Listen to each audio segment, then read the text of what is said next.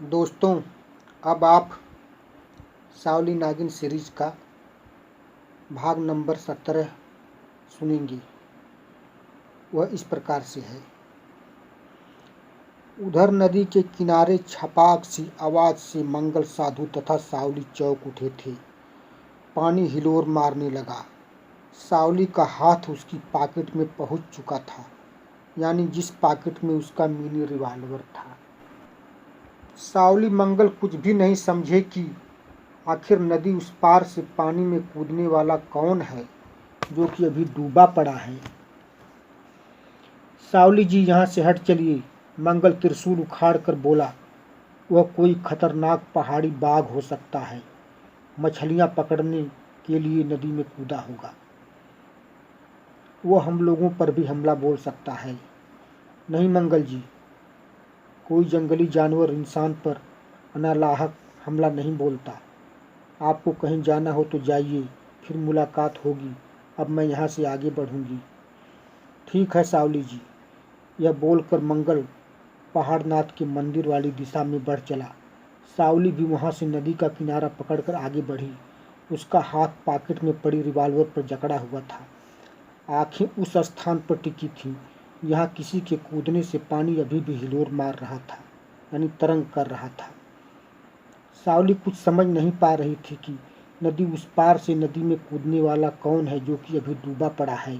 सावली की छठी इंद्री खतरे का संकेत दे उठी। सहसा कोई पानी से सिर निकाला और किसी शिकारी बाज की मानिंद सावली पर छलांग लगा दिया। सावली सोच भी नहीं पाई थी कि उसके ऊपर एकाएक आफत टूट पड़ेगी। सावली नीचे चित पड़ी थी और वह उसके सीने पर सवार था तथा अपने दोनों हाथ से सावली का गला चाप रखा था। सावली की नज़र उस पर पड़ी। वो दानों जैसा इंसान था, आंखें सुर्ख, चेहरा गोरिल्ले जैसा, तथा सावली के गले पर हाथ यूं जकड़ा था जैसे कोई लोहे का शिकंजा हो।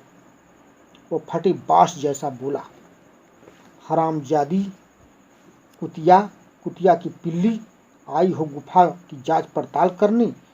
तू हरामजादी अब डायनासोर के हाथों से नहीं बचेगी। चल याद कर ले अपने अल्लाह खुदा राम, जो भी तेरा भगवान हो। क्या समझती थी कि तुम उस गुफा तक पहुंच जाएगी?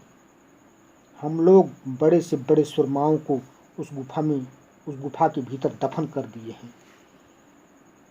मैं नदी उस पार चट्टान के पीछे से तुम्हारा कब से इंतजार कर रहा था। अब मैं तेरा गला कसकर तुझे मार डालूंगा।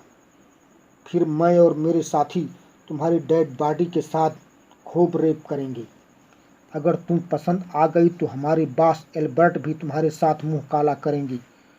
फिर हम सब तेरी बॉडी को चीड़ फाड़ देंगे। तेरा दिल, गुर्दा, कलेजा, आँख, किडनी निकाल दिया जाएगा। हमारे बॉस एल्बर्ट उन वैज्ञानिक काफिला को कभी नहीं किसी के हवाले करेंगे। हमारे आतंकवाद गुट में कुछ नवयुवक वैज्ञानिकों की ज़रूरत थी। हम लोग उनसे आधुनिक हथियारों का आविष्कार करवाएंगे जिसे सिर्फ हमारा आतंकवाद गुट ही प्रयोग में लाएगा। चल मरने की। तभी तड़ाक करती जबरदस्त चोट डायनासोर की कनपटी पर लगी। उसका शिकंजे जैसा हाथ सावली के गले से छूट गया। वह वहीं लुढ़का और बेहोश हो गया।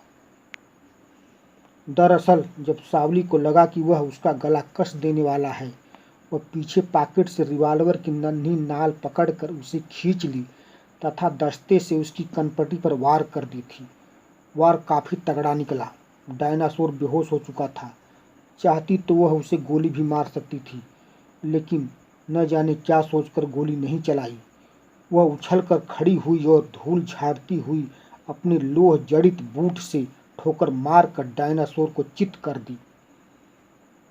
डायनासोर के 6 फुटे जिस्म पर नीले रंग की वर्दी थी। तभी सावली उसे एक और बूट मारी और हाँफते हुए बड़बड़ाई, कमीना मेरी जान लेने पर तुला था। वह डायनासोर की पॉकेट चेक करने लगी। उसकी पॉकेट से विदेशी माउजर, एक लंबे फल वाला चाकू और एक पहचान पत्र जैसा कार्ड मिला जो कि शायद उग्रवाद गिरोह का कार्ड था। सावली उस कार्ड और असलहों को अपने पास रख ली तथा बगल पत्थर पर बैठकर आराम करने लगी।